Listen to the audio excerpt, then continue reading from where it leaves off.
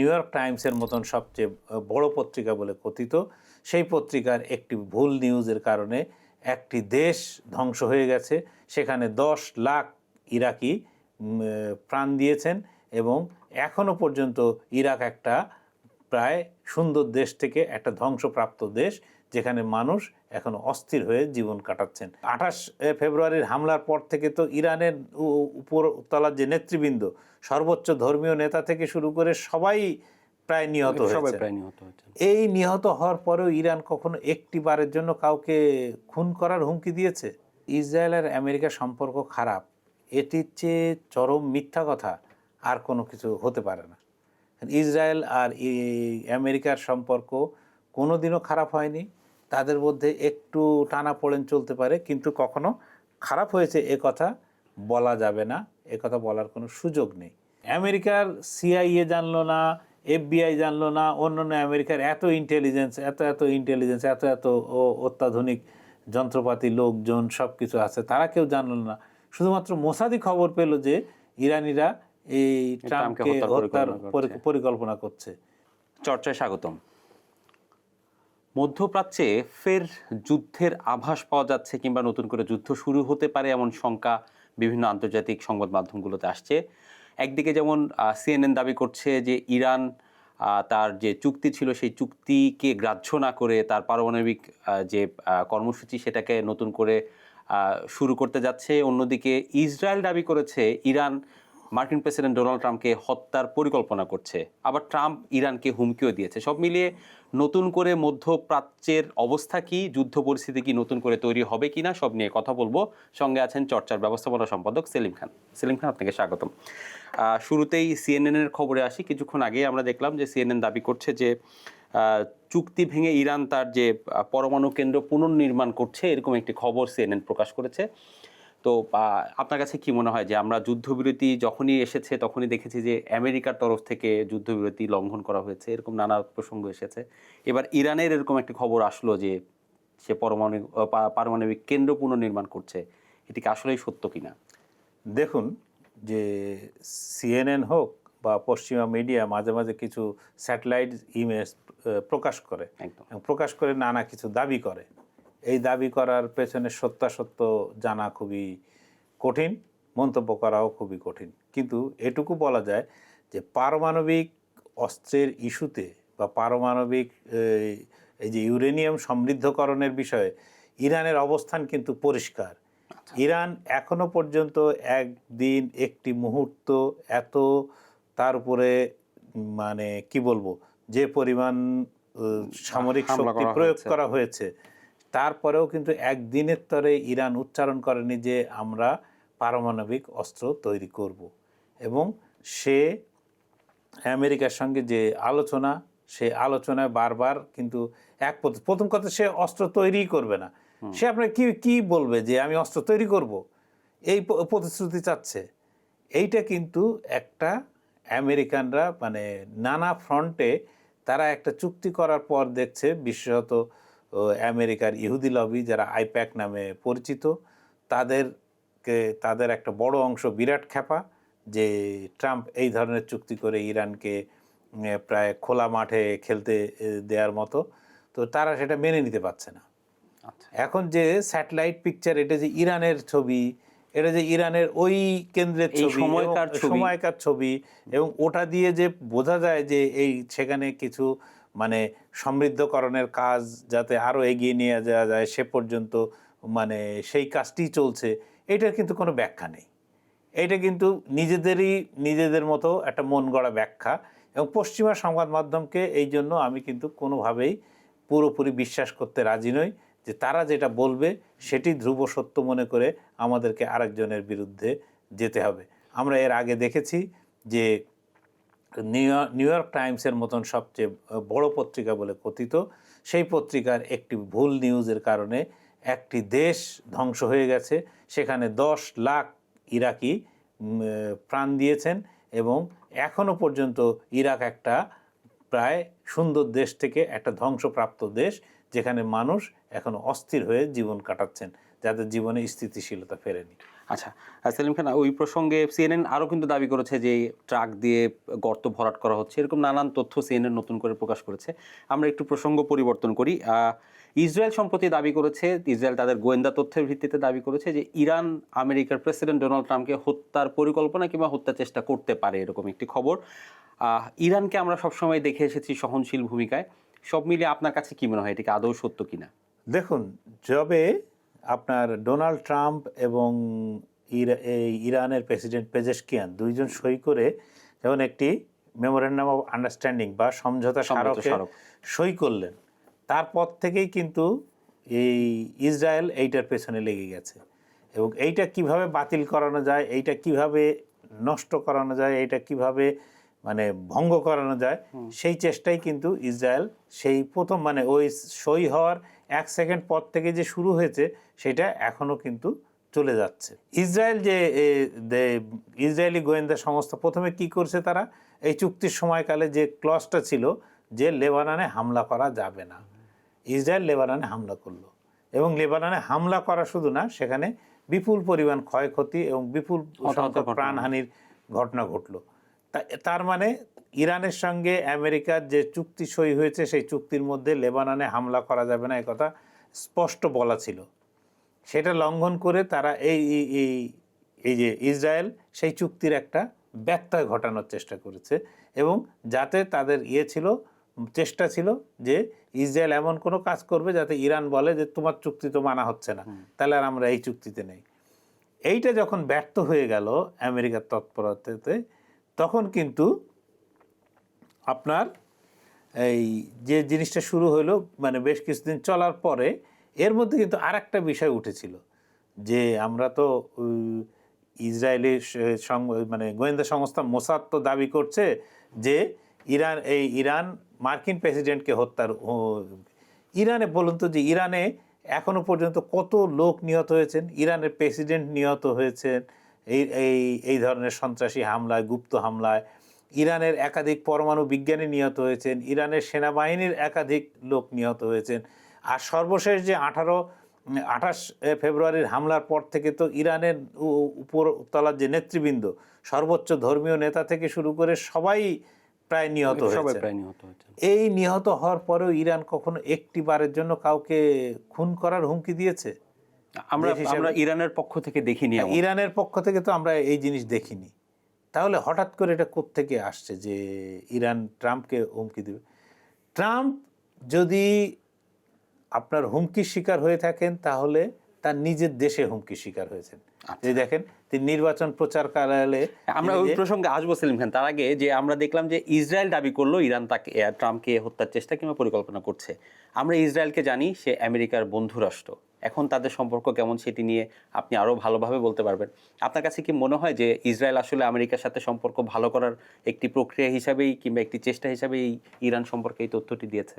দেখুন, ইসরায়েল প্রথম কথা হচ্ছে যে ইসরায়েল আর আমেরিকার সম্পর্ক খারাপ, এটির চেয়ে চরম মিথ্যা কথা আর কোনো কিছু হতে পারে না।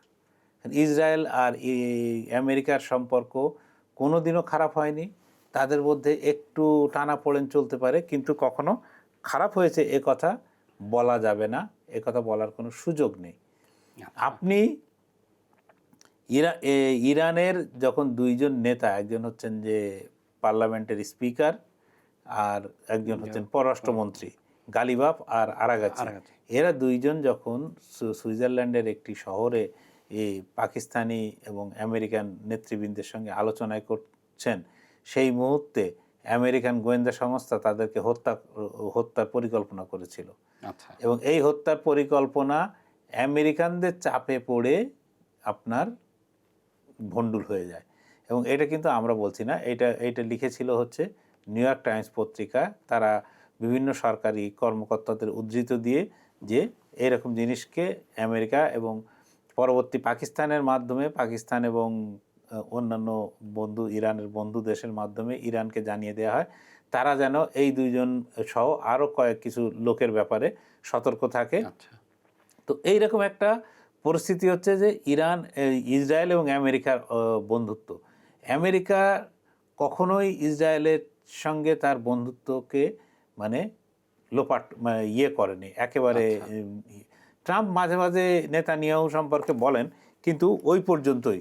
বলার পরে আসলে তারপরে আর উনি আর কিছু করেন না, কারণ তার জামাতা একজন ইহুদি শুধু না, তিনি একজন জায়নিস্ট। তার যে পরামর্শক স্টিভ কুশনার, তিনি একজন ওর নাম হচ্ছে স্টিভ উইটকফ। আচ্ছা, স্টিভ উইটকফ তিনি একজন ইহুদি এবং জায়নবাদী, যারা ইসরায়েলের পক্ষে হয়ে কাজ করছেন। এই রকম লোকজন দিয়ে পরিবেষ্টিত একজন মার্কিন প্রেসিডেন্ট, আপনার তিনি ইসরায়েলের বিরুদ্ধে যাবেন, ইসরায়েল বিদ্বেষী হবেন, এটা অ্যাবসার্ড, এটা হতে পারে না। এবং ইসরায়েল দীর্ঘদিন বাদে একজন মার্কিন প্রেসিডেন্ট পেয়েছে যে তার প্রকৃত বন্ধু বলে মনে হয়েছে। যে ইসরায়েলের ওই প্রেসিডেন্ট হওয়ার, আপনি ট্রাম্প যখন আমেরিকার প্রেসিডেন্ট হলেন, তখনই কিন্তু তিনি জেরুজালেমকে ইসরায়েলের রাজধানী হিসেবে স্বীকৃতি দিয়েছেন। তিনি গোলান হাইট সহ অধিকৃত যে সিরিয়ার এলাকা আছে, সেই এলাকায় বসতি স্থাপন সহ, মানে ইসরায়েলের আয়তন বাড়ানোর যত ধরনের প্রয়াস আছে সব প্রয়াসে তিনি অনুমোদন দিচ্ছেন। ফলে এইরকম একজন ব্যক্তি হঠাৎ করে রাতারাতি এই আপনার ইসরায়েলের বিরুদ্ধে চলে যাবে, এইটা ভাবা অসম্ভব কাজ।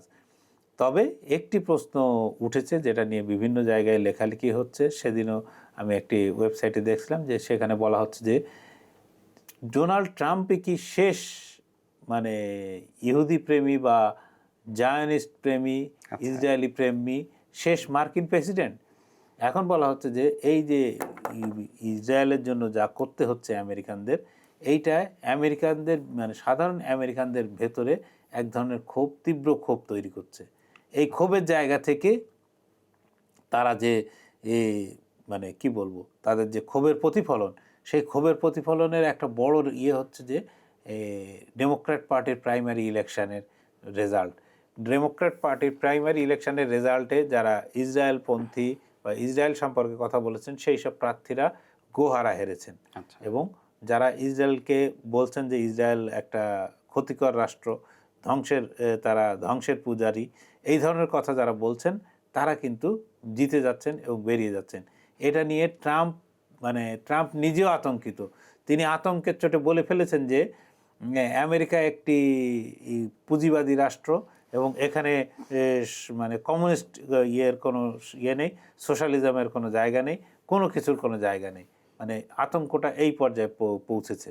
ফলে ইসরায়েল নিয়ে, তাদের ইসরায়েল প্রেম, ইসরায়েল প্রীতি নিয়ে কোনো ধরনের ট্রাম্প সহ তার প্রশাসনের, এমনকি কংগ্রেসের এখনও বিরাট সংখ্যক সদস্যের, এটা নিয়ে কোনো ধরনের সন্দেহ করা উচিত না, সন্দেহ করা ঠিক হবে। আচ্ছা, ইসরায়েলের যে দাবি যে ইরান ট্রাম্পকে মেরে ফেলতে পারেন, এই দাবির পরিপ্রেক্ষিতে ট্রাম্প তার ট্রুথ সোশ্যালে একটি বক্তব্য দিয়েছেন। সেখানে সে বলেছেন যে যদি তাকে হামলার চেষ্টা করা হয় কিংবা হামলা করে হত্যাও করা হয়, তাহলে ইরানকে ধ্বংস করে দেওয়ার জন্য হাজার হাজার ক্ষেপণাস্ত্র আমেরিকার তৈরি আছে। সব মিলে আপনার কাছে কি মনে হয়, আবার কি যুদ্ধ পরিস্থিতির দিকে যাচ্ছে? এটা হচ্ছে যে ওই সেই মেষ শাবকের মতন, তুই জল ঘোলা করিসনি তো কি হয়েছে, তো দাদা করেছেন মতন। যে ইরানের ওই ক্ষমতা আছে কিনা প্রথম সেটা দেখতে হবে। আচ্ছা, আমরা যদি দেখি যে ট্রাম্প কোন সময় আক্রমণের শিকার হয়েছেন, ট্রাম্প আক্রমণের শিকার যেটুকু হয়েছেন তার নিজ দেশে। একটা হচ্ছে তার নির্বাচনের আগে, আর নির্বাচনের পরে তিনি হোয়াইট হাউস করেসপন্ডেন্স ক্লাব এর একটা অনুষ্ঠান ছিল, সেই অনুষ্ঠানে গিয়েছিলেন। সেখানে এক বন্দুকধারী বাইরে থেকে গোলাগুলি করে ঢুকে পড়ে, এইরকম একটা পরিস্থিতির সৃষ্টি হয়েছিল। এর বাইরে কিন্তু ট্রাম্প আক্রমণের শিকার হয়েছেন এরকম নমুনা কিন্তু কম। এবং বাইরে বিদেশে গিয়ে তিনি কোথাও মানে কোনো হামলা, কোনো অন্য কোনো শিকার হয়েছেন, যে ষড়যন্ত্রের শিকার হয়েছেন, এরকম নমুনাও কিন্তু আমরা দেখিনি। আর ইরানের ক্ষেত্রে তো এটা প্রশ্নই আসে না এখনও পর্যন্ত। আগেও আমরা বলেছি, এখনও বলছি যে ইরান তার একাধিক সেনাবাহিনীর ঊর্ধ্বতম কর্মকর্তা, তার পরমাণু বিজ্ঞানী, তার রাজনৈতিক নেতা, সেটা এমনকি প্রেসিডেন্ট পর্যন্ত, তারপরে হচ্ছে সর্বশেষ হচ্ছে তার সর্বোচ্চ ধর্মীয় নেতা, তাকেও হত্যা করার পর ইরান কিন্তু কখনো কাউকে মুখ ফুটে বলেনি যেতে হত্যা করতে চায় এরকম বলে। এখন ইসরায়েল এখানে তাহলে আসলো কেন কথাটা? কথাটা তুলেছে কে? আমেরিকার সিআইএ জানলো না, এফবিআই জানলো না, অন্যান্য আমেরিকার এত ইন্টেলিজেন্স, এত অত্যাধুনিক যন্ত্রপাতি, লোকজন সব কিছু আছে, তারা কেউ জানলো না। শুধুমাত্র মোসাদি খবর পেল যে ইরানিরা এই ট্রাম্পকে হত্যার পরিকল্পনা করছে, এবং তারা দেখলো যে যখন অন্য কোনো ইসরায়েল যে জিনিসটা করার চেষ্টা করছিল, যে চুক্তিটাকে, যে যে মেমোরেন্ডাম অফ আন্ডারস্ট্যান্ডিংটা হয়েছে, সেটাকে যে কোনোভাবে নস্যাৎ করতে। আচ্ছা, আর কোনো জায়গায় যখন কাজ হচ্ছিল না, তখন তারা তুললো যে ইরান ট্রাম্পকে হত্যা করতে চায়। দেখলো এটা মানুষের সবচেয়ে দুর্বলতম দিক, তার জীবন ঝুঁকির মধ্যে এই কথাটি যখন বলা হচ্ছে, তখন কিন্তু মানে ট্রাম্প নিজেও প্রতিক্রিয়া ব্যক্ত করতে পেরেছেন, আচ্ছা, চেয়েছেন এবং করেছেনও, যে হাজার হাজার। বাস্তবে ইরান কি মানে এই ক্ষমতা রাখে যে নিজের দেশকে ঠিকমতো রক্ষা করতে পারছে না, সে আমেরিকায় গিয়ে আমেরিকান একজন প্রেসিডেন্টকে হত্যা করার মতো এই নিরাপত্তা বেষ্টনীর মধ্যে, যেখানে আপনার ছোট্ট একটা আমেরিকান প্রেসিডেন্টের নিরাপত্তা কি ধরনের? তিনি যে কিছুদিন আগে তুরস্কের রাজধানী আঙ্কারাতে ন্যাটো শীর্ষ সম্মেলনে এসেছিলেন। ন্যাটো শীর্ষ সম্মেলনে তিনি এসেছিলেন হচ্ছে কাতারের যিনি বাদশাহ বা রাজা বাদশাহ, তার দেয়া যে প্লেন, সেই প্লেনে, নতুন প্লেনকে সাজিয়ে গুছিয়ে তিনি ওইখানে আসলেন, যে আঙ্কারায় আসলেন। পরে তার নিরাপত্তা বাহিনী থেকে বলা হলো যে এই যে বিমান নতুন তৈরি করা হয়েছে, এই বিমান নিরাপত্তার জন্য যথেষ্ট না, সুতরাং তিনি আগে যে বিমানটিতে চড়ে যাতায়াত করতেন তাকে ওই বিমানে যেতে হবে। এবং তিনি ওই বিমানেই চড়ে যাতায়াত করেছেন। তাহলে তার কি পরিমাণ নিরাপত্তা ব্যবস্থা নিশ্চিত করার পরে এই ধরনের মানে কাজ হতে পারে? এবং আমেরিকার প্রেসিডেন্ট যখন যান, তখন তার ধারে পাশেও কারো ঘেঁষা সুযোগ থাকে না। ফলে এই যে ধরনের বানোয়াট মিথ্যা কথা বলা হচ্ছে, এর কোনো ইয়েও নেই। এইটা দেখবেন যে সব কিছুর একটা বয়ান তৈরি করা লাগে। এখন ইরানের সঙ্গে একটা চুক্তি করে ট্রাম্প অনেক বড় একটা কাজ করেছিলেন বলে ভেবেছিলেন, কিন্তু কাজটা করতে গিয়ে তারপরে চাপে পড়ে মনে হচ্ছে যে এই কাজটা থেকে বেরিয়ে আসতে পারলে লাভ হয়। এখন এই বেরিয়ে আসার জন্য একটা বয়ান তৈরি করা দরকার। এক সময় আপনার আফগানিস্তানে আমেরিকার হামলা চালানোর জন্য একটা বয়ান তৈরি করার দরকার ছিল। সেই বয়ান তৈরি হয়েছিল তার মতো করে। তখন বলা হয়েছিল যে হয় আমার বন্ধু, আর বন্ধু না হলে তুমি আমার শত্রু, মাঝামাঝি কোনো কিছু নেই, নিরপেক্ষ বলে কিছু নেই। আবার ঠিক ইরাক যুদ্ধের সময় বলা হলো যে তাদের হাতে weapon of mass destruction, WMD, যে অস্ত্র, যে গণবিধ্বংসী অস্ত্র নাকি ইরাকের কাছে আছে। অথচ ইরাকের কাছে, ইরাককে যুদ্ধ করে হারানোর পরে তন্ন তন্ন করে খোঁজার পরেও 2003 থেকে 2020, 22 আর আজকে 23 বছরের কথা যদি বলি, সেখানে কোথাও এই ধরনের কোনো অস্ত্রের কোনো পাওয়া যায়নি। বরং সাদ্দাম হোসেনের পতন হয়েছে, সাদ্দাম হোসেনকে এক ধরনের বিচারে ফাঁসি দেওয়া হয়েছে, সব কিছু হয়েছে, কিন্তু আপনার প্রত্যেকটা জিনিস ঘটেছে বা ঘটানোর আগে একটা সুনির্দিষ্ট বয়ান তৈরি করা হয়, এবং দেখবেন যে পশ্চিমা মিডিয়াগুলো এই বয়ান তৈরিতে সাহায্য করে, এবং আমরা যারা এদেশের মিডিয়াতে কাজ করি, আমরা সেই পশ্চিমা বয়ানকে তুলে ধরি, এবং পশ্চিমা বয়ানের সেই বয়ানকে তুলে ধরে আমরাও প্রমাণ করার চেষ্টা করি যে ইরানের মতো ও খারাপ দেশ আর নেই যারা প্রেসিডেন্ট ট্রাম্পকে হত্যার চেষ্টা করছে। ইরাকের মতো দেশ বাজে দেশ হয় না যাদের হাতে এরকম গণবিধ্বংসী অস্ত্র আছে। আফগানিস্তানের মতো দেশ হয় না যারা কি, আফগানিস্তানের একটা পাথুরের দেশ, মানে তারা প্রায় মধ্যযুগে পড়ে আছে বলা যায়। তাদের কাছে কি থাকতে পারে? যে অস্ত্র দিয়েছিল সেই অস্ত্র তো ছিল আমেরিকার দেয়া, সেটা তো ওদের পাওয়ার কোনো সুযোগ ছিল না অন্য কেউ না দিলে। তো এইরকমভাবে আসলে বয়ানগুলো তৈরি হয়। তো এই ইরানের বিরুদ্ধেও ট্রাম্প হত্যার যে অভিযোগ, এটাও একটা বয়ান আকারে তৈরি হচ্ছে। এই বয়ানের পেছনে কি আছে বা আগামী দিনে কি হবে, যে সেইটার মানে কি বলবো, ব্লুপ্রিন্ট তৈরি হচ্ছে, নকশা তৈরি হচ্ছে, সেই নকশা অনুযায়ী আসলে কাজটা হবে। আচ্ছা, আমরা শেষ করব। শেষ করার আগে ছোট করে আপনার কাছে জানতে চাই যে নিজ দেশে ট্রাম্পের যে জনপ্রিয়তা, সেই জনপ্রিয়তায় কিছুটা ভাটা পড়েছিল ইরান যুদ্ধে জড়িয়ে। আমরা বেশ কয়েকবার আলোচনাও হয়েছে, এটা নিয়ে কথা উঠেছে যে ট্রাম্পের উপর যে হামলা কিংবা যে ঘটনাগুলো ঘটেছে আমেরিকায়, সেগুলো তার জনপ্রিয়তাকে ফেরত আনার জন্য কিংবা নির্বাচনে স্বাভাবিকভাবে প্রভাব খাটানোর জন্য। আপনার কাছে এই শেষ প্রতিক্রিয়াটা কি মনে হয় যে তাকে হত্যার হুমকির যে আলাপটা এখন চলছে, এটাতে কি তার জনপ্রিয়তা বাড়ানোর কোনো কৌশল আছে কিনা? দেখুন, জনপ্রিয়তা ট্রাম্প করেন রিপাবলিকান পার্টি, তিনি ডেমোক্র্যাট পার্টির প্রাইমারি ইলেকশন নিয়ে তার প্রতিক্রিয়া তিনি ব্যক্ত করছেন। কারণ কি? কারণ হচ্ছে যে ডেমোক্র্যাট দলেও যারা প্রার্থী হিসেবে জিতছেন প্রাইমারিতে, তারাও কিন্তু সবাই প্রায় এই ইসরায়েলের বিরুদ্ধে, এবং মার্কিন জনমতের একটা বড় অংশ কিন্তু এখন ইসরায়েলের বিরুদ্ধে। কারণ তারা এই দীর্ঘ গণহত্যা, বিশেষত গাজায় যে ঘটনা ঘটিয়েছে, সেই ঘটনা কোনো একজন সুস্থ আমেরিকান কোনোভাবেই মেনে নিতে পারেননি এবং তারা মানছেনও না। ফলে ট্রাম্প যে যতই তার মানে পুরনো জনপ্রিয়তাকে ফেরত আনার চেষ্টা করুন না কেন, সেই জনপ্রিয়তা উনি ফেরত আনতে পারবেন কিনা যথেষ্ট সন্দেহ আছে।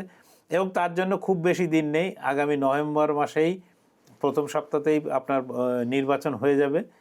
একে বলে মধ্যবর্তী নির্বাচন, যে প্রেসিডেন্ট নির্বাচনে 2 বছরের মাথায় একটা নির্বাচন হয়। এই মধ্যবর্তী নির্বাচনে আসলে বোঝা যাবে ট্রাম্প যদি তার দলের প্রার্থীদের জিতিয়ে আনতে পারেন, তার কংগ্রেসে, সিনেটে এবং প্রতিনিধি পরিষদে যদি তার পার্টির সংখ্যাগরিষ্ঠতা ধরে রাখতে পারেন, তাহলে ট্রাম্প যা খুশি তাই করতে পারবেন। আর যদি তিনি তা না পারেন, যদি ডেমোক্র্যাটদের কাছে যদি দুটোই হারাতে হয়, তাহলে ট্রাম্পের হাত পা বাঁধা হয়ে গেল। এর জন্য পরীক্ষার জন্য বেশি দূর অপেক্ষা করতে হবে, আর 3-4 মাস আমরা এই পর্যন্ত অপেক্ষা করতেই পারি। ধন্যবাদ সেলিম খান। দর্শক, এখন এই পর্যন্তই। দেশ বিদেশের যে কোনো খবরের বিশ্লেষণ জানতে চোখ রাখুন চর্চার ওয়েবসাইট, ফেসবুক পেজ ও ইউটিউব চ্যানেলে।